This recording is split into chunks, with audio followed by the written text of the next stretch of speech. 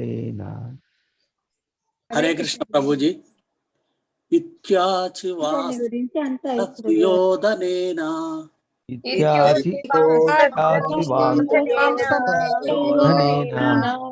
ప్రవృద్ధ కోపస్ఫురితాధరేణ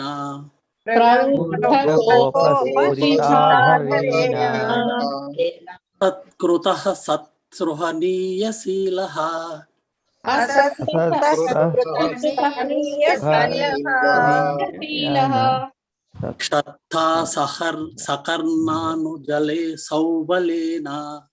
క్షత్తా సకర్ణానుజలే సౌబలేన. హరే కృష్ణ ప్రభుజీ. హరే కృష్ణ ప్రభుజీ. ఇత్యూచి వాంస్తత్ర సుయోధనేన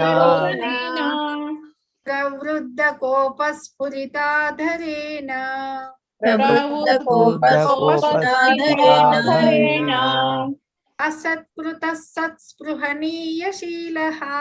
అసత్కృత సత్స్పృహనీయశీలః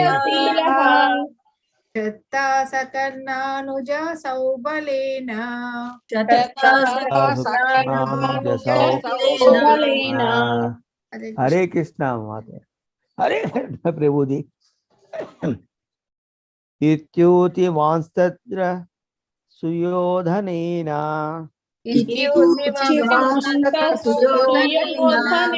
ప్రవృద్ధి కోపస్ఫురితాధరేణ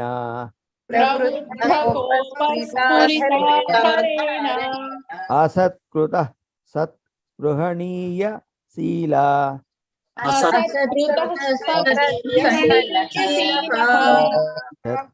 సకర్ణానుజస బలేన.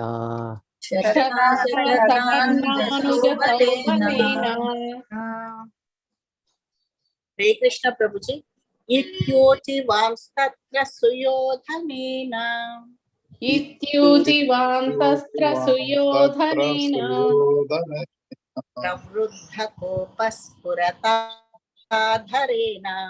ప్రవృద్ధ కోపస్ఫురతాధరేణ అసత్కృత సత్స్పృహనీయశీలః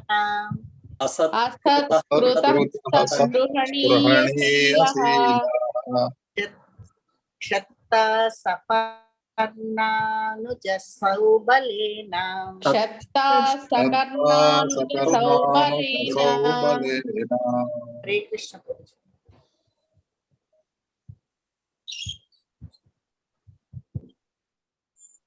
ఇతి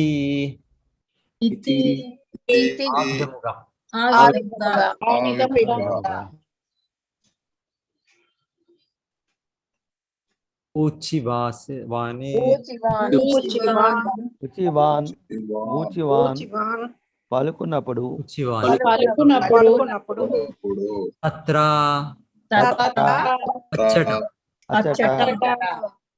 సుయోధనేన దుర్యోధనునిచే ప్రవృద్ధ పొంగినవాడు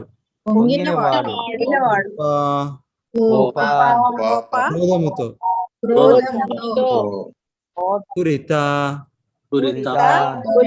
పెంచుచు అధరేణ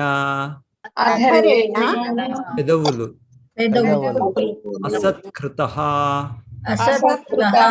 అవమానించెను. సత్ గౌరవనీయుడైన స్పృహనీయశీలః వాంఛిత గుణములు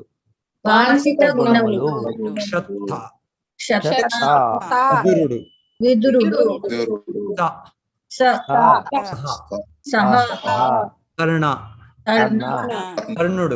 కర్ణుడు అనుజ సోదరులు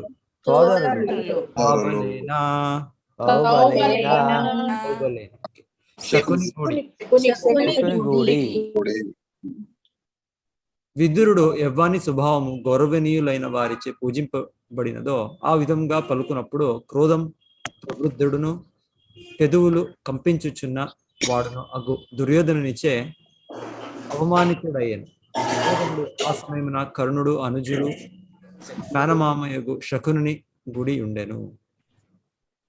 విదురుడు విదురుడు ఎవ్వాని స్వభావము యవ్వాని స్వభావము గౌరవనీయులైన వారిచే గౌరవనీయులైన పూజింపబడినదో పూజింపబడినదో ఆ విధముగా ఆ విధముగా పలుకున్నప్పుడు పలుకున్నప్పుడు క్రోధ ప్రవృద్ధుడును క్రోధ ప్రవృద్ధుడును పెదవులు కంపించుచున్న వాడును పెదవులు కంపించుచున్న వాడును దుర్యోధనునిచే అగు దుర్యోధనునిచే అవమానితుడయ్యను.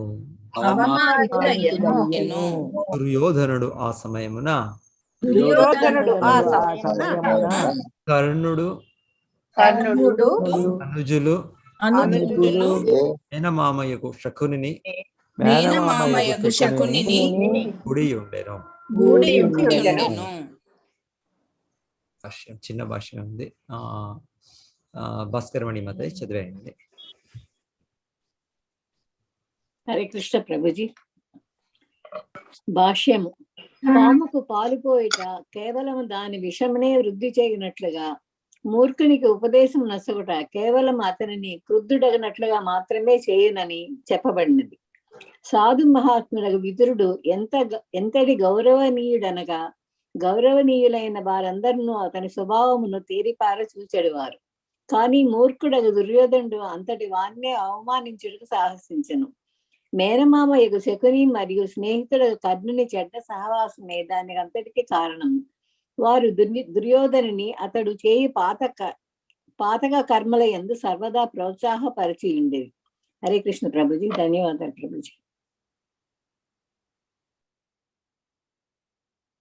ఇంకొక శ్లోక చదువుతాం.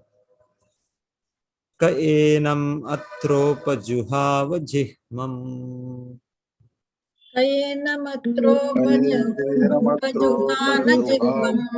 దాస్యాః సుతం యద్బలినైవ పుష్టః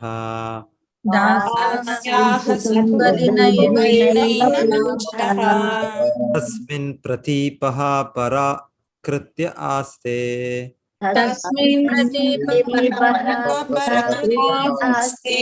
నిర్వాస్యతాం ఆశుపురా చ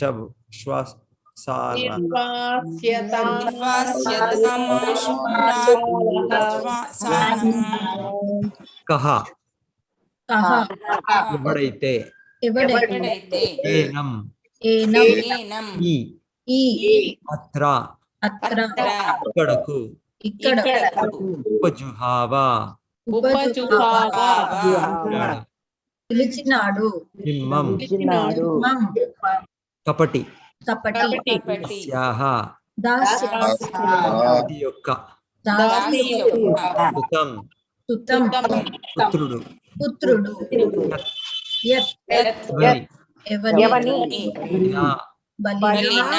ఎవరి పోషణ చే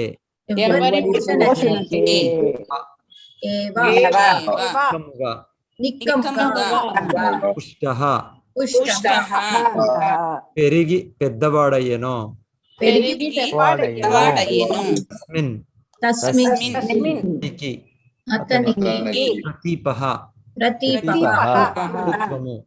శత్రుత్వము పరకృత్య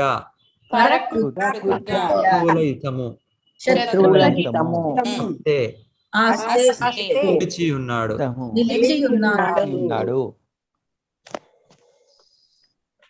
నిర్వాస్యతాం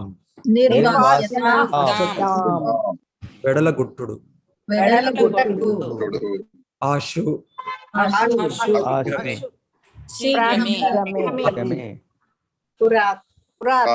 ప్రాసాదము నుండి శ్వసానః కేవలము ప్రాణముతో నిలిచి ఉండనిండు.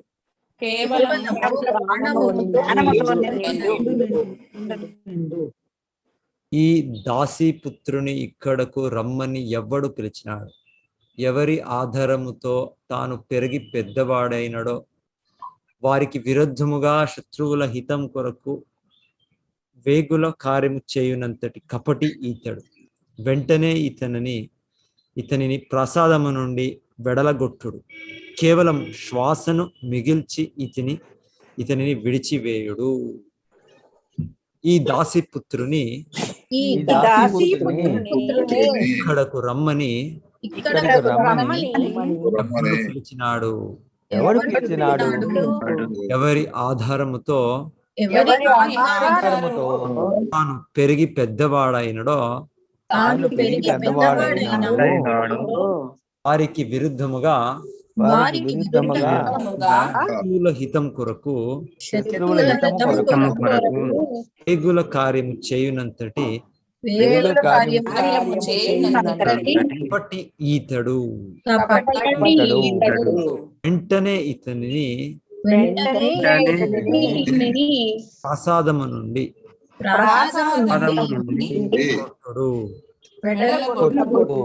కేవలము శ్వాసను మిగిల్చి ఇతనిని విడిచివేయుడు.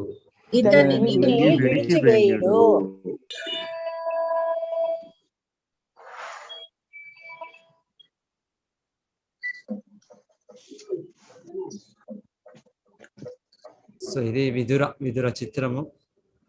విదురుడు దుర్యోధనుని పరుష వాక్కులనేడి బాణములు కర్ణములందు ప్రవేశించి హృదయ తాపమును పొందారు. తన విల్లును గుమ్మము చెంత పడవేసి అతడు నిరగమించాడు. ఓకే,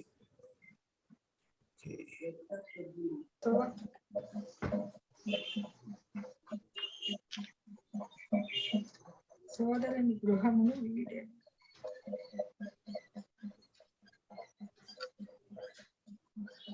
భాష్యము ఎంత పెద్దది భాష్యం.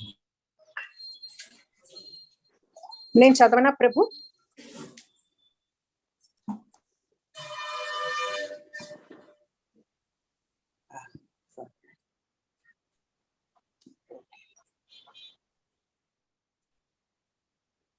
హరే కృష్ణ. నీలామాతాజీ చదువుతారా భాష్యం?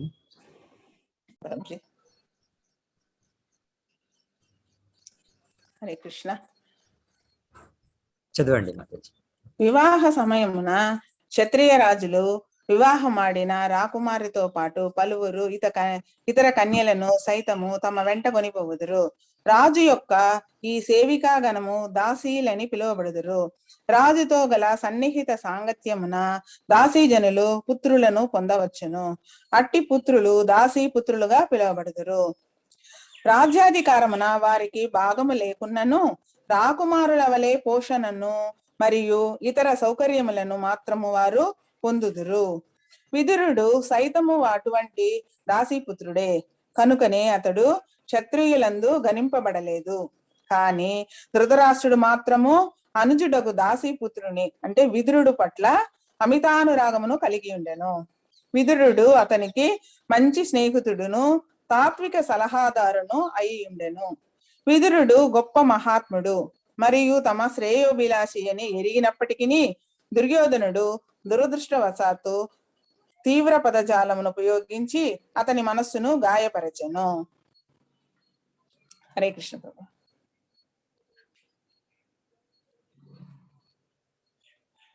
ఇంకా ఉందా? చదువుతాను.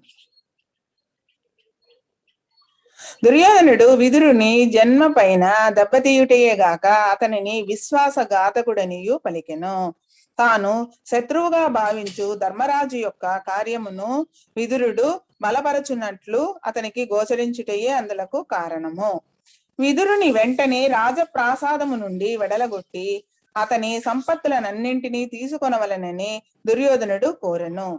సాధ్యమైనచో చివరి శ్వాస మిగులునంత వరకు విదురుని బెత్తముతో కొట్టించుటకును అతడు ఇష్టపడేవాడు.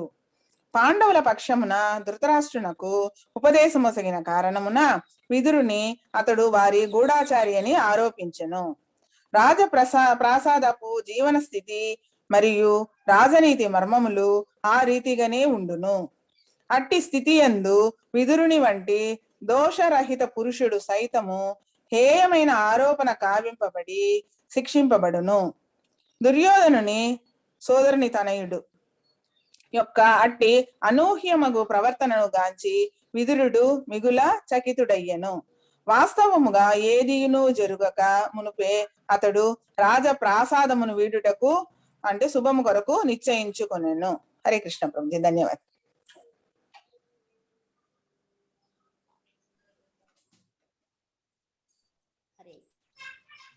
ఓమజ్ఞానతిమిరాంధస్య జ్ఞానాంజనశలాకయా చక్షురున్మీలితం येन తస్మై శ్రీగురవే నమః.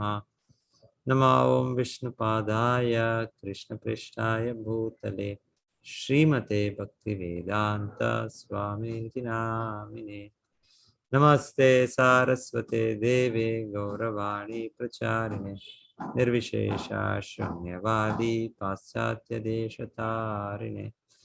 జయ శ్రీ కృష్ణ చైతన్య ప్రభో నిత్యానంద శ్రీ అద్వైత గదాధర శ్రీవాసాది గౌరభక్త వృంద.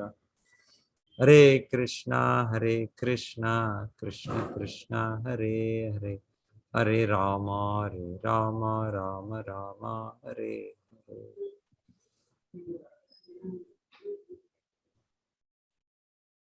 సో ఇప్పుడు వింటుండేది విదురుడు ఉపదేశం. మేము విన్నాము. వాళ్ళు దుర్యోధనుని త్యజించాలి అని ధృతరాష్ట్రానికి ఉపదేశించింది. సంపూర్ణ వంశమే ఈ వ్యక్తి నుండి నాశనం అవుతుంది ఇప్పుడు. సో అది వెనకాల కూడా ఉపదేశం ఇస్తుంటారు. అయితే దుర్యోధనుడు అక్కడ ఉంటుండలేదు అక్కడ అనుకుంటాను.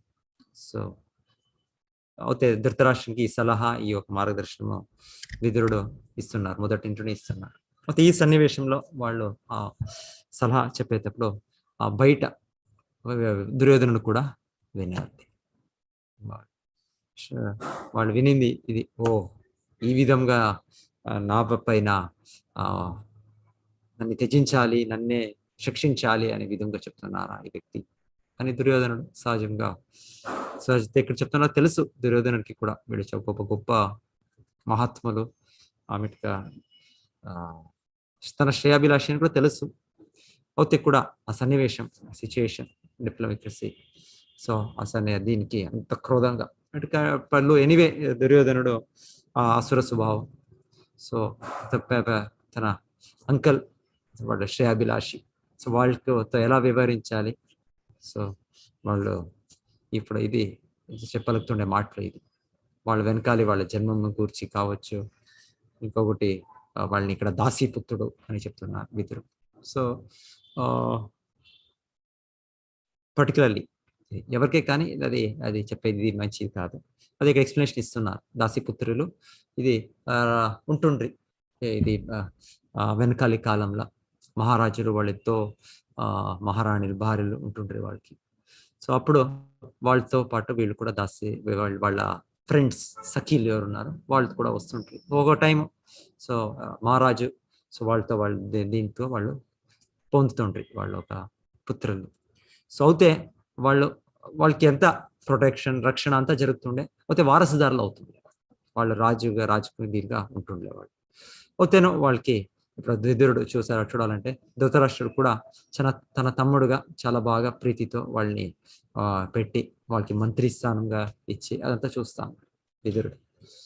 సో ఆ విధంగా జరుగుతుండే వెనకాలి అని సిస్టమ్ అది వైదిక కాలంలో జరుగుతుంది. అయితే విదురుడు సామాన్య రాశిపుత్రుడు కాదు. విదురుడు చెప్పేది సాక్షాత్ యమరాజు ఒక శాపమ కారణమున వాళ్ళు ఈ జన్మ పొందారు.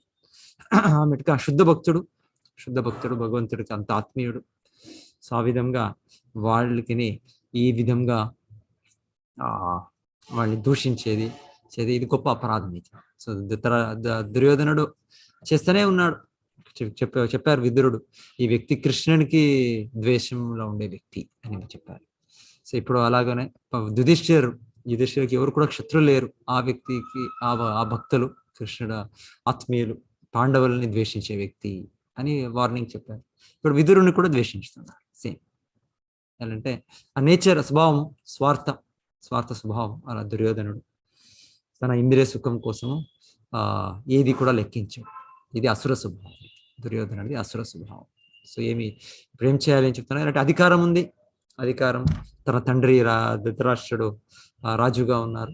సో అధికారం ఉన్నప్పుడు ఒక మత్తం ఏరినట్లు వాళ్ళకి జన్మ ఐశ్వర్య శ్రుత శ్రీబిర్ ఏదమాన మదహాపుమాన్ నైవారతి అభిదాతం వై త్వామకించన గోచరా. ఇది ఎవరైనా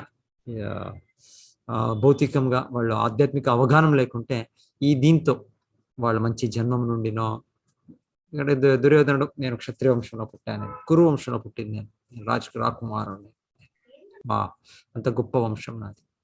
సో ఒక జన్మం ఐశ్వర్య, అంత ఐశ్వర్య, రాజు అంటే రాకుమారుడు అంటే ఐశ్వర్యం, శ్రుత శ్రీ. సో ఇవంతా భౌతికంగా దొరకొచ్చు, ఏదో ఒక వెనకాల పుణ్యం నుండి ఇంకొకటి అయితే దీని నుండినే మనం సంతృప్తి పొందితే మనము ఏం చెప్తాము, జన్మైశ్వర్య శ్రుతాబీర్ ఏదమానం మదహ పుమాన్, ఒక మత్తు ఏరినట్టు. ఇవంతా ఇది మనం తెలుసుకోవాలి. ఇవంతా దొరికింది భగవంతుడు అనుగ్రహం నుండి దొరికింది. భగవంతుడా ఇది కృప, ఇది మన కరుణతో మనకి ఇదంతా లభించింది.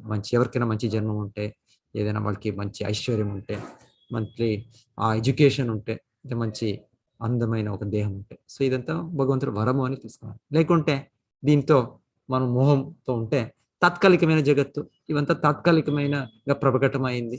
సో దీంతో మనము పొగరుతూ ఉంటే ఇది అసుర స్వభావం. సో దుర్యోధనుడు అసుర స్వభావం నుండి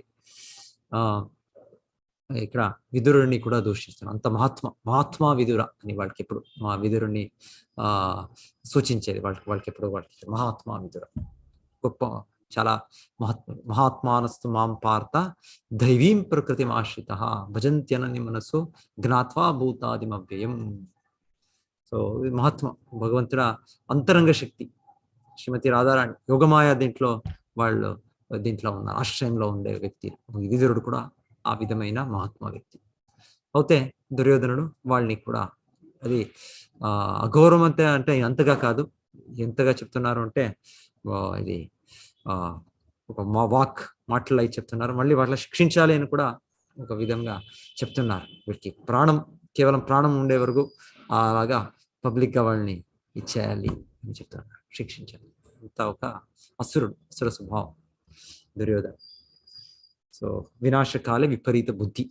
సో ఇక్కడ చెప్తుండేది ఈ మూర్ఖుడు వ్యక్తికి మంచి సలహా, మంచి ఉపదేశం ఇస్తే వినడు అని చెప్తున్నారు. తనకి వాడికి ప్రకోపాయ కల్పతే ఏమో ఒక ఇది చాణక్య నీతిలా చెప్పేది. మూర్ఖస్య ఉపదేశ, మూర్ఖుడికి ఉపదేశం ఇస్తే వాళ్ళకి ఇంకొకటికి విధంగా క్రోధంగా వ్యక్తం అవుతుంది వాళ్ళకి. సో దానికి ఉపదేశించండి, మూర్ఖుడికి ఉపదేశం చేయరాదు అనే విధంగా. ఇంకొకటి చెప్తుండేది ఇక్కడ ఎలా ఒకటి విషపాముకి పాలిస్తే అది కేవలం విషవర్ధనం. సో ఆ విధంగా ఆ మూర్ఖుడికి ఉపదేశం కూడా ఇంకా వాళ్ళకి ఇది చేస్తుంది వాళ్ళకి. సో ఉపదేశం చేయరాదు. ఓకే, మీరేం నెగ్లెక్ట్ అంతే. ఈశ్వర తదదినేషు బాలిసేషు ద్విషస్సు చ ప్రేమ మైత్రి కృపా ఉపేక్ష సభక్త మధ్యమః అని చెప్పినట్టు. మధ్యమ స్థితిలో ఉండే భక్తుడు ఈ ద్విషట్ అస్యభావం ఉండే వాళ్ళని నిర్లక్షించాలి అంటే. వాళ్ళకి ఉపదేశం ఇచ్చేది ప్రయోజనం లేదు, దానికి ఏమి దర్ ఇస్ నో యూస్ అది. సో దాన్ని తెలుసుకుని ద్విషత్ అంటే ఎన్వియస్ పర్సన్ ఎవరైనా ఉంటే వాళ్ళని నెగ్లెక్ట్ అంటే వాళ్ళకి మనము తత్సారం ఒక విధంగా ఉపదేశము ఇది అది అని చెప్పేది అవసరం లేదు అని ఇక్కడ మనము నేర్చుకోవచ్చు. ఎనివే విదురుడు మధ్యమ భక్తుడు కాదు, శుద్ధ భక్తుడు, ఉత్తమ భక్తుడు. సో ఉత్తమ భక్తుడు అయిన కారణమున వాళ్ళు ప్రతి ఒక్కరిని కూడా వాళ్ళు ఉద్ధరించే ఒక ప్రయత్నం ఉంటుంది. సో ఆ విధంగా వీళ్ళు ఏం చేస్తున్నారు, ఎవరితో మీరు ఇంత ఒక ద్వేష ఈశతో ఉన్నారు సో అని ధృతరాష్ట్రుని డైరెక్ట్ కాన్ఫరెంట్ చేసి ఇది మీరే మీ పైన ఒక మృత్యుని తెచ్చుకుంటున్నారు, మీ పైన అంత పెద్ద ఒక పాపంని తెచ్చుకుంటున్నారు అని వాళ్ళు ఉపదేశం ఇస్తున్నారు. శాస్త్ర అనుసారంగా మరలా వాళ్ళు వచ్చేసిన ఒక దీని నుండి ఇప్పుడైనా వాళ్ళు అవగాహన చేసుకొని ఒక రిపెంటెన్స్, ఒక ఇది తప్పుని తిద్దుకొని వాళ్ళు చేస్తారు అని విదురుడ ఆశ. సో ఎంత అవుతున్నా నా అన్నయ్య, నా ధృతరాష్ట్రుడు, సో నా ఆత్మీయులే వీళ్ళు, సో నా బంధువులే, సో వీళ్ళు ఇంత ఒక పాపం చేసి ఇంత ఒక నరకవాసంకి నిత్యంగా వెళ్తున్నారు. సో వీళ్ళని వాళ్ళు ఆ ఒక దృష్టితో విదురుడు వాళ్ళకి ఉపదేశిస్తుంది. విదురుడు. అయితే దుర్యోధనుడు అవగాహన లేదు, పొగరు. ఆ పొగరు నుండి ఇంకొక అవగాహన, ఇప్పుడు మనకి శక్తి ఉంది, అధికారం ఉంది. సో విదురుడు ఏమిటి, సామాన్య ఒక వ్యక్తి అన్నట్లు వాళ్ళు. సో నా అధికారం ఉంది, నా శక్తి ఉంది, సో అని ఇప్పుడు చెప్తుండేది. వ్యక్తికి విదురుడిని పబ్లిక్ గా వీధిలో వాడిని కొట్టండి, ప్రాణం కేవలం ఒక ప్రాణం విడిచి అంటే అంకల్ ఒక పెద్ద గౌరవ వ్యక్తి, సో అది అంత మాత్రంగా చేయండి. సో అని ఇక్కడ ఒకటి దుర్యోధనుడు అంత ఇది చేస్తుండే. విదురుడి వంటి అదోషరహిత పురుషుడు సైతం హేయమైన ఆరోపణ కావింపబడి శిక్షింపబడును.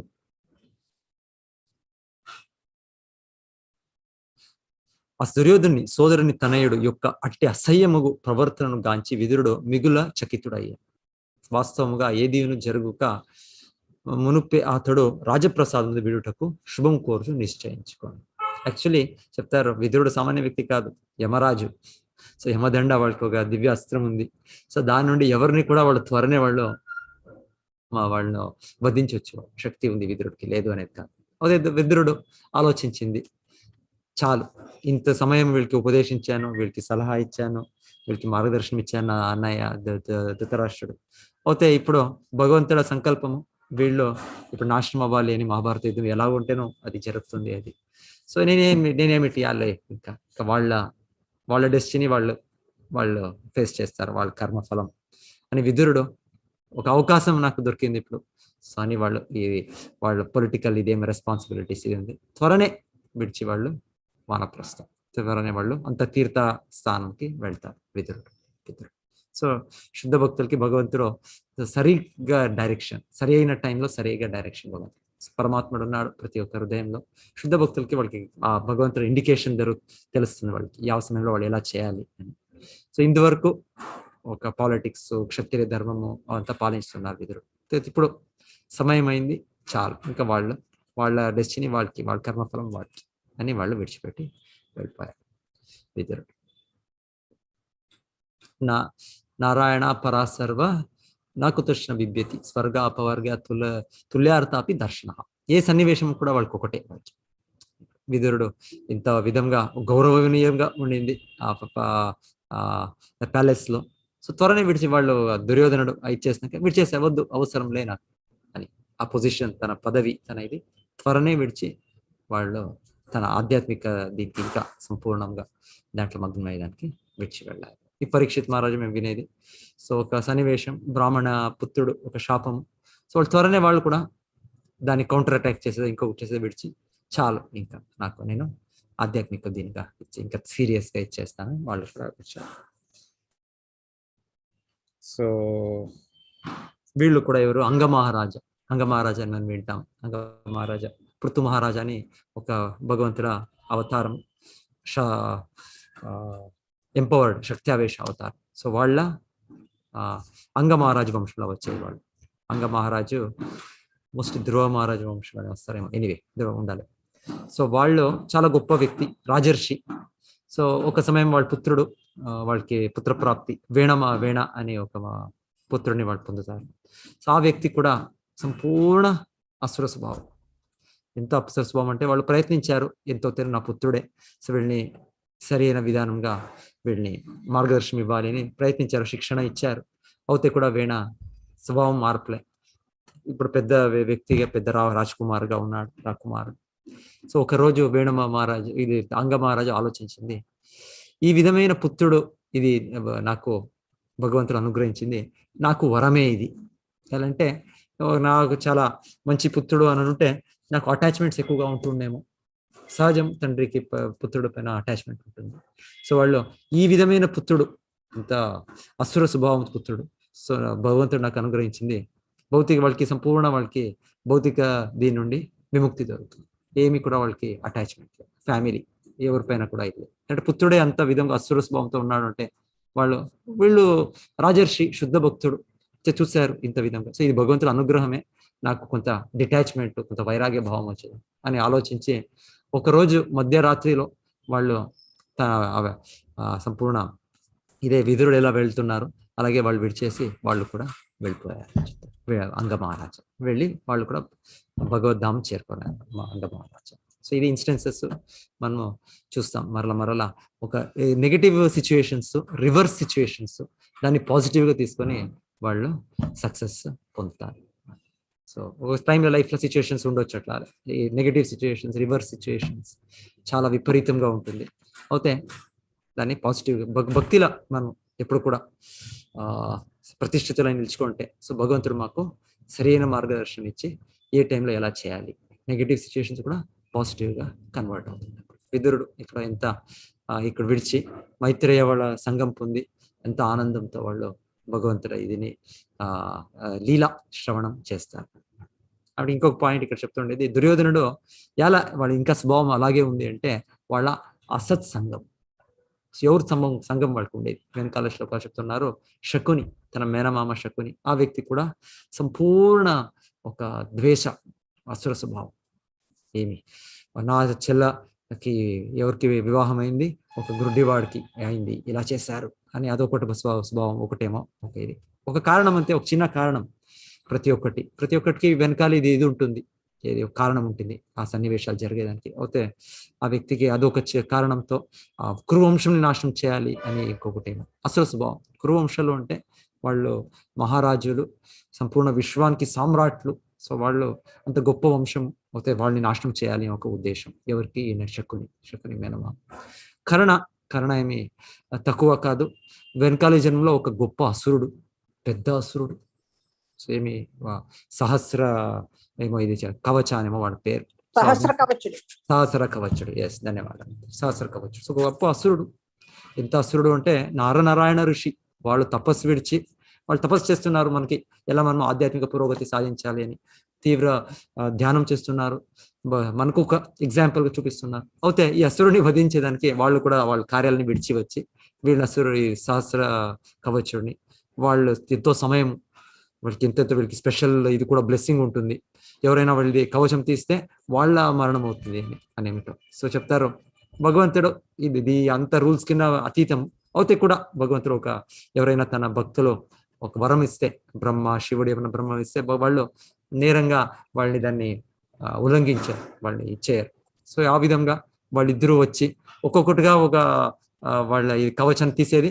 ఆ సమయంలో ఇంకొకరు వాళ్ళని తపస్సు చేసి మరలా వాళ్ళని ఇంకొకరికి ఆ శక్తి ఇచ్చో లేకుంటే పునర్జీవనం చేసినట్లు చేసేది.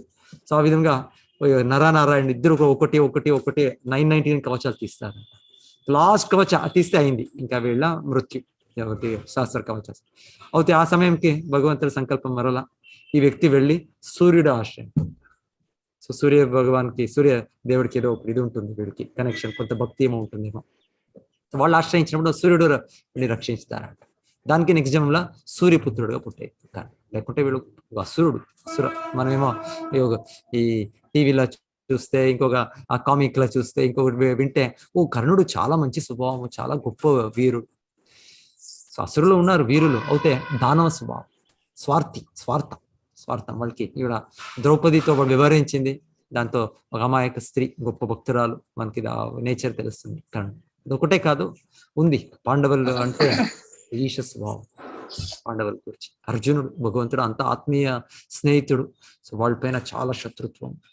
సో ఇదంతా కృష్ణుడు భగవద్గీతలో అర్జునుడి గురించి చెప్పేది, భక్తోసి మే ప్రియాసి సఖే అని భగవంతు అర్జునుడికి చెప్పేది. నువ్వు అంత ప్రియుడు నాకు. సో ఆ వ్యక్తితో ఎంత ఈశా స్వభావం. సో ఆ ఒక స్వభావం, ఆ ఒక సంఘం అసత్సంగ సంఘాత్ సంజాయతే కామః. సో దుర్యోధన ఫుల్ సంఘమే. Man is known by his company. Birds of the same feather flock together. పక్షులు ఒక విధమైన రెక్కలు పొందేది, అవి చేరుతుంది. అది అంత కాకలంతా చేరి ఒకవైపు చేరుతుంది. ఇది హంసలు అంతా అది ఒకవైపు చేరుతుంది. సో అలాగే వీళ్ళంతా కాకలు ఉన్నట్టు. వీళ్ళంతా ఎవరు? దుర్యోధనుడు, కర్ణుడు, శకుని అంతా ఒక మంచి సంఘం. దుశ్శాసనం ఒక అసత్ సంఘం. సో ఈ విధంగా వాళ్ళ స్వభావం విదురుడు చెప్పే మంచి సలహాని వాళ్ళు విడిచేసి వాళ్ళకే ఇది ఇది చెప్పే మాట ఇది. సో డెఫినెట్లీ విదురుడు పాజిటివ్ గానే తీసుకున్నారు. నెగిటివ్ ఇది ఉంటారు అయింది. భగవంతుడు నాకు అన్ని బాధ్యత నుండి ముక్తి చేశారు. నాకు చాలు ఇంకా అక్కడ నుండి వెళ్ళిపోతాను. సో ఇంకొకటి నిన్న నేను చెప్తా ఉండింది అది స్టోరీ, అది ఎవరది చైతన్య చరితామృత చైతన్య మహాప్రభు భక్తులు వాసుదేవ ఘోష అని చెప్తారు. వాసుదేవ ఘోష్. సో వాళ్ళు 3 brothers, వాసుదేవ్ ఘోష్, మాధవ ఘోష్, ఇంకొకటి చాలా వాళ్ళు అంత ఇది మంచి సింగర్స్ అని చెప్తారు. చైతన్య మహాప్రభు రథయాత్ర చేసేటప్పుడు 8 teams ఏమో చేస్తుండ్రి. దాంట్లో 4th teamలో వీళ్ళు పాడేది అంతా ఆమెకంతా రెస్పాన్స్ చేసేది. వక్రేశ్వర్ పండిత్ దాంట్లో నృత్యం చేసేది. సో అది 4th పార్టీ కీర్తన టీం. ఒకటి జగన్నాథుడు ఎదుట, ఒకటి జగన్నాథుడు సైడ్ లో, ఇంకొకటి 2 వెనకాలి, అట్లా ఒక 6 teams ఏమో చేస్తుండే చైతన్య మహాప్రభు. అంత గొప్ప సంకీర్తన యజ్ఞ ప్రదర్శన జరుగుతుండే అంతా. దాంట్లో వీళ్ళు చాలా బాగా పాడే వ్యక్తులు, చాలా గొప్ప భక్తులు వసుదేవ ఘోష. సో వాళ్ళకి ఒక టైంలో వాళ్ళు తర్వాత గృహస్థాశ్రమం ప్రవేశించి వాళ్ళ భార్య వాళ్ళ పుత్రులు ఉంటారు. సో భగవంతుడు వాళ్ళకి ఒక గోపీనాథ మూర్తిగా వాళ్ళు భగవంతుడు వ్యక్తమై వాళ్ళ సేవ స్వీకరించుతారు గోపీనాథుడు. సో అప్పుడు ఒకరోజు వాళ్ళ పుత్రుడ మరణం అవుతుంది. పుత్రుడు మోస్ట్లీ భార్య కూడా మరణం అవుతుంది అనుకుంటారు వాసుదేవ ఘోష. సో అప్పుడు వాళ్ళు చాలా సహజం, ప్రతి ఒక్కరికి కానీ తన బంధువులు ఇది మరణమైనప్పుడు చాలా ఉంటుంది, ఇది దుఃఖమయ సన్నివేశం. సో వాళ్ళంతా దుఃఖమయ సన్నివేశంలో ఉన్నప్పుడు భగవంతుడు గోపీనాథుడు ఉన్నాడు, వాళ్ళు సేవ చేయాలి, పూజ చేయాలి, వాళ్ళకి నైవేద్యం అర్పించాలి. సో కొంత వాళ్ళు విడిచేశారు, 1 రోజు 2 రోజులు చేస్తలే. సో చాలా దుఃఖంతో ఉన్నారు. అయ్యో, అప్పుడు గోపీనాథుడు, నువ్వు ఈ విధంగా వ్యవహరిస్తున్నావు, నీకు ఒక పుత్రుడు ఇప్పుడు మరణించాడు, ఇంకొక పుత్రుడు నేనున్నాను కదా, నన్ను చూడాలి కదా నువ్వు అని గోపీనాథుడు వాళ్ళు చెప్పేది. అంటే ఆ శుద్ధ భక్తుడితో అంత ఒక ఆత్మీయ భావం. నేను ఇంకొక పుత్రుడు నీకు, ఇంకొక పుత్రుడు నేల నువ్వు పస్తుగా పెడుతున్నావు, నాకు ఏం ఆహారం ఇస్తలే నువ్వు. సో వీళ్ళు చెప్పేది అప్పుడు వీళ్ళకి ఇది అవుతుంది, ఓ భగవంతుడే నాకు గోపీనాథుడు మూర్తి.